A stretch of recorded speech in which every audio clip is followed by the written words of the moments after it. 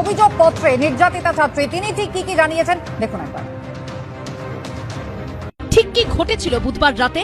FIR এ 3 অভিযুক্তকে J, M O P বলে উল্লেখ করেছেন অভিযোগকারিনী। সেখানে তিনি লিখেছেন, 12টা 5 নাগাদ কলেজে পৌঁছই। ফর্ম ফিল আপের পর আমি অন্য দিনের মতো ইউনিয়ন রুমে গিয়ে বসি। যে সেখানে ঢোকে এবং সবাইকে বসতে বলে। আমরা তাই করি। সে প্রাক্তন ছাত্র এবং কলেজের কর্মী। সে কলেজের টিএমসিপি ইউনিটের অঘোষিত প্রধান এবং অত্যন্ত প্রভাবশালী। সবাই তার কথা শোনে। টিএমসিপি ইউনিটে সে সবাইকে পদ দেয়। আমাকেও সে গার্ল সেক্রেটারির পদ দিয়েছিল। যে আমাকে বাইরে ডেকে বলে সে প্রথম দিন থেকে আমাকে পছন্দ করে। গার্লফ্রেন্ড থাকা সত্ত্বেও সে আমার প্রেমে পড়েছে। আমাকে বিয়ের প্রস্তাবও দেয়। আমি প্রস্তাব প্রত্যাখ্যান করে বলি আমার বয়ফ্রেন্ড আছে, আমি তাকে ভালোবাসি, আমি তাকে ছাড়তে পারবো না। এফআইআরে অভিযোগকারিনী লিখেছেন, 7:30 নাগাদ জিএস এই বলে বেরিয়ে যান যে তিনি শিগগিরই কিছু কাজ সেরে ফিরে আসবেন।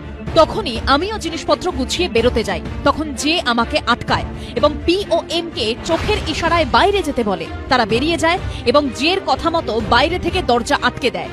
আমি কিছুই করতে পারিনি। সেকেন্ডের মধ্যে যে আমাকে ওয়াশরুমের কাছে নিয়ে যায় এবং আমাকে যৌন সম্পর্ক স্থাপনের উদ্দেশ্যে জোড়াজুড়ি করে।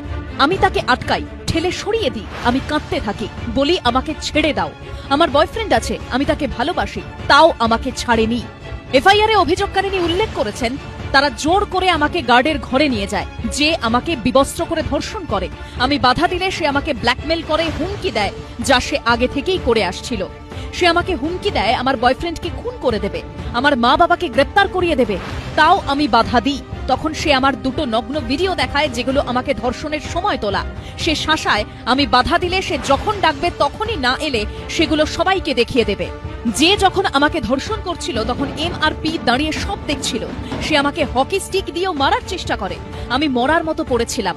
সে ধর্ষণ করে, আমাকে ফেলে রেখে চলে যায়। আমি 10:50 ঘরের বাইরে যাই। সে বলে আমি যেন কাউকে এসব না বলি। যেখানে শিক্ষার আলো জ্বলে ওঠে সেখানে এই কেমন অন্ধকার? উত্তর দেবে কে?